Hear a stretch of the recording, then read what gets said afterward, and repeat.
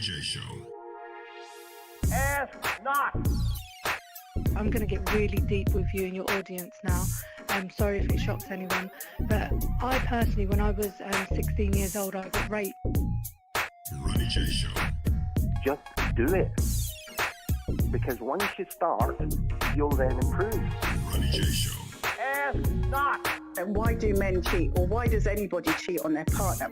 The thing that really triggered me when I was going on my walk and I was thinking about this was that we actually blame the other person. Ask not. Ronnie J Show. They haven't really done internal work that requires to build the resilience, the strength, and the self-awareness of them. What your country can do for you. We must be very careful not to compare our relationships. It's toxic. Ask what you can do for your country. Ronnie J Show.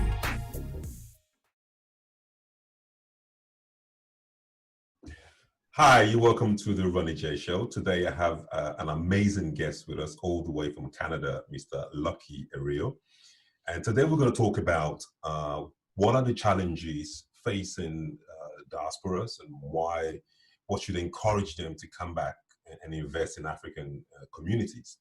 So basically the series of this particular program is we are talking to various diasporas and also to the local governments and the government in Africa to find a way of encouraging more diasporas to come and invest in the community, because we believe that with public and private partnership between individuals and diasporas and also with the local and the governments, we can make a difference. However, there might be some challenges. So hopefully we can talk to some diasporas. They can tell us what their experiences have been, and then we can try and find a common ground of how to move forward. So you're very welcome, Mr. Lucky. Thanks for having you. Thank you very much. You're welcome. Thank you. So before we go ahead, can you just tell us a little bit about yourself so my audience can know more about you, please? Okay. My name, as you all know, is Lucky Ario. Mm-hmm. I was born and bred in Benin City, Edo State. Currently, I live in Canada with my family. I have some education in Nigeria and some in the United States. I'm a businessman and a philanthropist. That's all about it. And I'm also an investor. I like to invest in businesses, especially in my community. Okay, that's fantastic. When you say especially your community, are you talking about your community in Canada or your community in Nigeria? No, in my community in Nigeria, where I was born, because they need some development and improvement. So because of the time and years we have stayed here, we need to bring what we have learned from here. So what's stopping you from doing that? I think from experience, because I tried it once. The experience I got from there was not encouraging, which I'm not going to make me run, but stop me from investing more on my community. Because I came home maybe a couple of years ago to try and set up a business, a transport business back home. Okay. The initial stage was doing well. After that, the encouragement was very bad because of too many things I believe we can do to upgrade the development of the community. Okay, see, the thing about this program is at the moment you're trying to summarize maybe some of your challenges, and maybe you don't want to say some things, which I understand. But the only way that we can get better is if we can identify some specifics, so that if whoever's listening, for example, the government, because at the end of the day, we need to challenge the government to make the community attractive and viable for investments. So if I can ask you, if you don't mind, what in particular discouraged you, and what kind of business were you doing, and what discouraged you particularly, if you don't mind me asking? Okay, I will. Let me just give you a brief of the kind of investment I was doing there. Yes, please. I have a transport business, like I've said, a rental company. I invested a whole lot of money, on that business because I wanted to develop my community transport-wise. Like I said at the beginning, it was lovely. It was interesting because I've stayed out of that country for a very long time. I think it was time for me to really come back home and try to help in developing that community, not the country, because the country is large. Yeah. Especially my community, Edo State, which I have a lot of my friends we discuss of planning to move back home. First of all, the security was very poor because the transport business was able to be functioning during the day, not for set, maybe from 5 to 6, which people normally still need transport after that. The expensive to maintain cars because all the cars I was using was not bought in Nigeria. I shipped all of them from here. That is the reason I said I spent a whole lot of money setting up the business. Yeah. It was a registered business. Okay. So what year was this in particular? That was 2012. 2012. Okay. The business ran for a year and a half. Okay. So I closed up the business 2013, at the middle of 2013. And secondly, other things we scared of is this fetish ways of people in my community in fighting against businesses, which we don't have here. I can give you an example with my company. Okay. I came to Nigeria after setting up that business for after this first 6 months, I came to say, okay, let me stay 2 months to see how it runs. Thank you for watching the Ronnie J Show. Please subscribe to our YouTube channel, and to participate, please go to theronniejshow.com or email drip.co.uk. Thank you. I flew to Nigeria to stay for 2 months. Okay. Within that 2 months, I have the worst experience in my life. I go to work in the morning like normal. Yeah. There was a day I went to my office. I was the person that locked up that office before I went home after closing hours. To my surprise, what I saw in my office scares the hell out of me. I saw a dead rabbit with chest wide open, cut off open on top of my desk in my office. Wow. So I started wondering what happened. How did they get into here? So that scares me a whole lot. Well, could that just be a rabbit that just died on your table?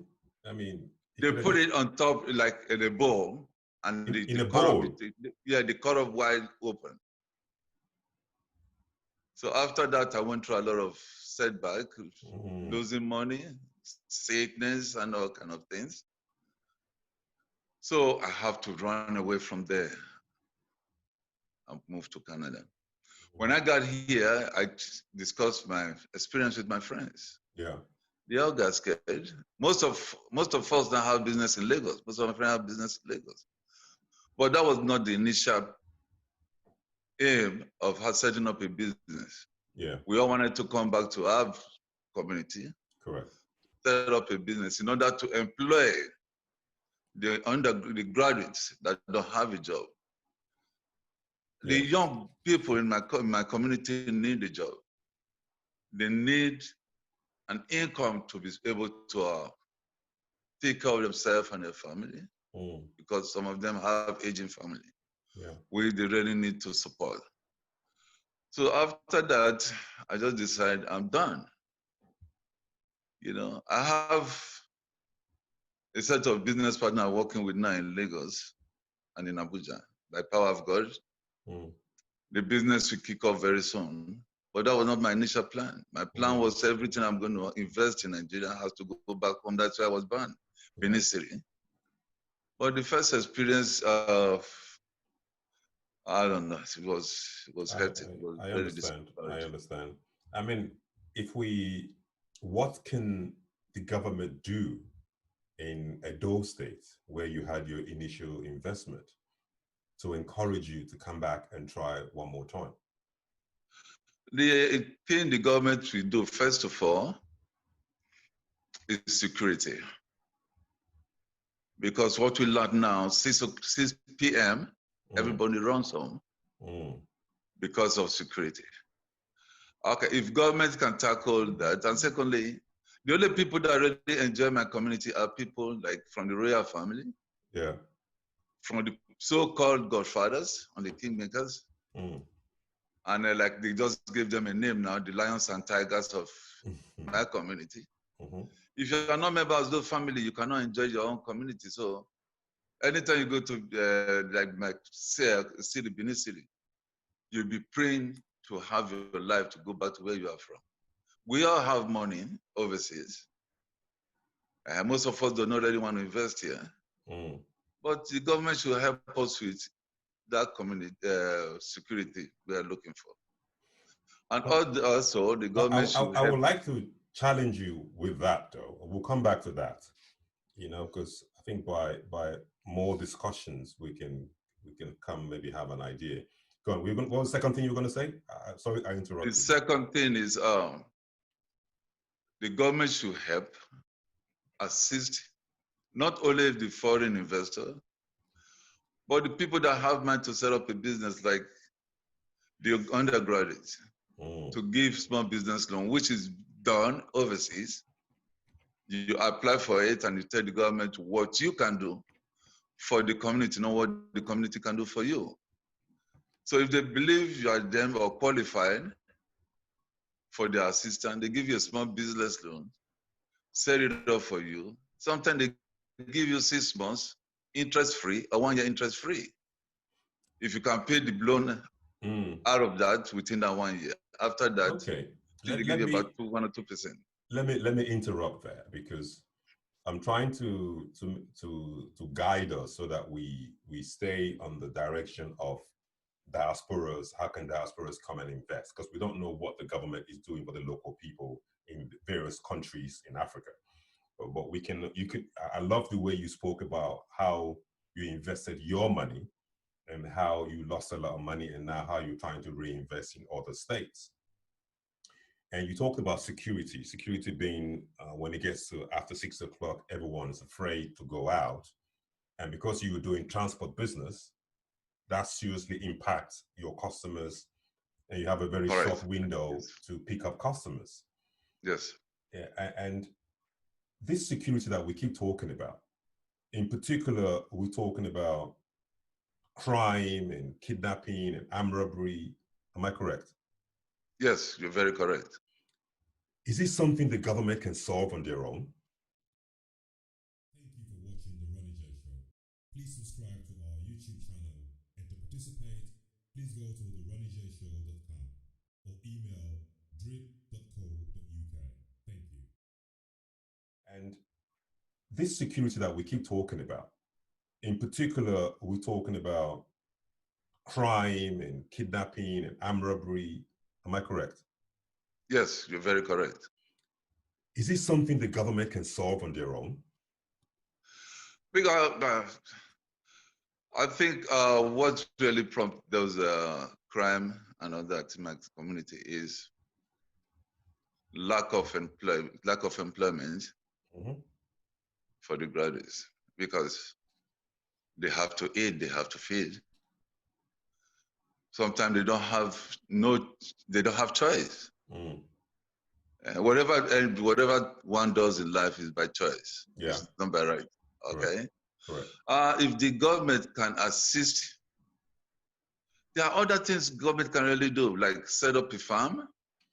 Yeah, but the government can't do everything. I'm sorry to say, I'm not talking for the government, but everyone just keeps saying the government, the government, the government, the government. The government can't do everything. We have a responsibility also. The country in Canada, in UK where I live, there are more private individuals into business than the government. But you say like, we all know that Nigeria, when everybody fought for position there, what the aims of coming there is not done.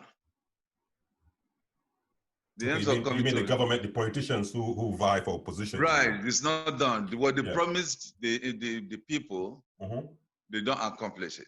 They will promise heaven and earth that they are going to do this when they come into power. At the end, the young people will not get what they were promised.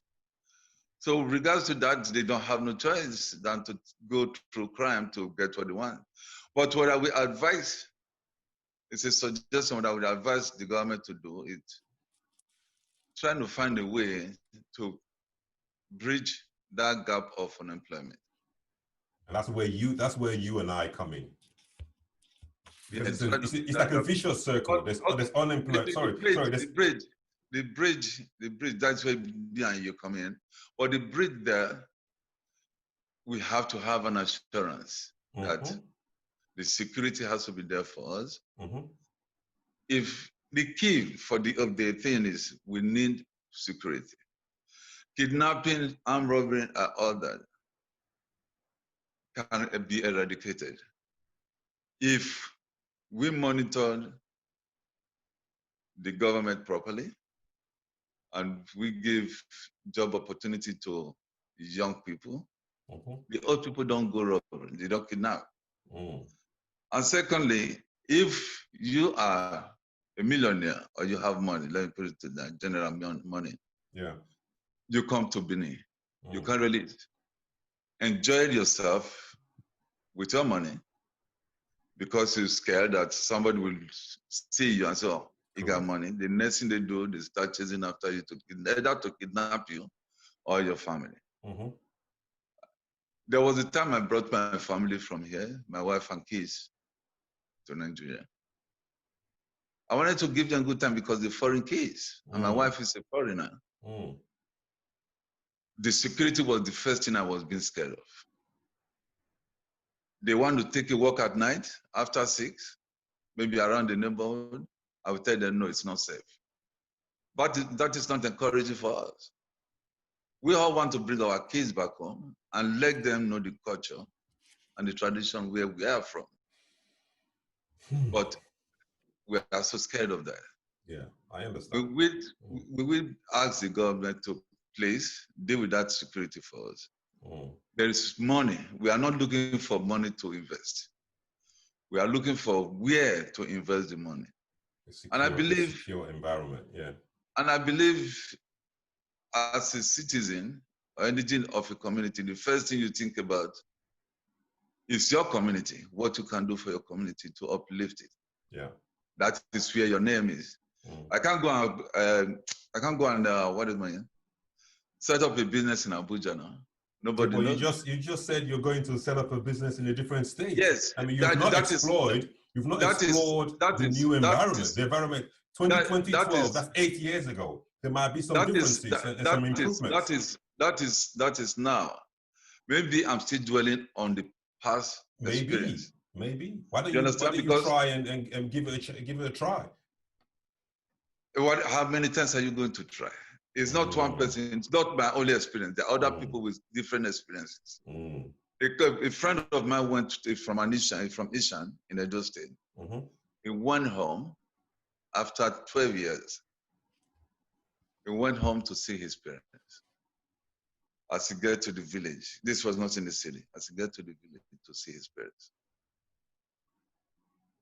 Only God knows how they know that he was in the village. The armed robbers came there to ask for money. The guy said, look, I'm not from here. If he was in Benin, I would be able to raise the amount of people want. But in the village, you don't expect me to have this money in the village. In his presence, they shoot his mother dead. Do you think that kind of a person would want to go and invest in that place? No. First of all, in his presence, they killed his mother. And you're expecting to take his money from here to go and invest there. We are scared. I'm telling you, Mr. Ronnie, we are scared to invest our money And really, I'm truly, I don't know if the other communities like that, but my community that I'm talking about, Yeah. we have to really see to the point of encouraging us from here by assuring us and guarantee that whatever we invest there is not going to be a waste. Yeah. Thank you for watching the Ronnie J Show. Please subscribe to our YouTube channel, and to participate, please go to theronniejshow.com or email drip.co.uk. Thank you. I can decide tomorrow Mm. to invest back in Benin Yeah. if I think it's time, and I've seen the difference about the security. But During the election, sorry to interrupt you. What gets to me is that we have been singing this same song for the past 30 years. Now, are we going to continue singing this same song, or are we now going to say, listen, let's try and make a difference? Let's form, let's come together with this government and with our governments, and let's enforce them and challenge them to make a difference together, because the government cannot do it on their own. It can't. It needs our participation. I'm going to tell you something, Mr. Rodney. I think for the 30 years you're saying, the best government section we have had in Benin, in Edo State, is this present one that have really worked to our satisfaction in over 6. They have proved to us that things can be done there. I'm not in Nigeria, but I was like present in Nigeria during the political rally for the gubernatorial election, because I was always trying to get news of my community, because I'm concerned about what we are going to achieve for the next 4 years. There are people that the past 2 governors we have ruled for 8 years. We know what within those 8 years, that is when I have my business that went bankrupt there. This present one encouraged, giving me a second thought of not 100%, but some percentage that there's a little bit improvement regarding to that. And I'm not blaming the government for sure.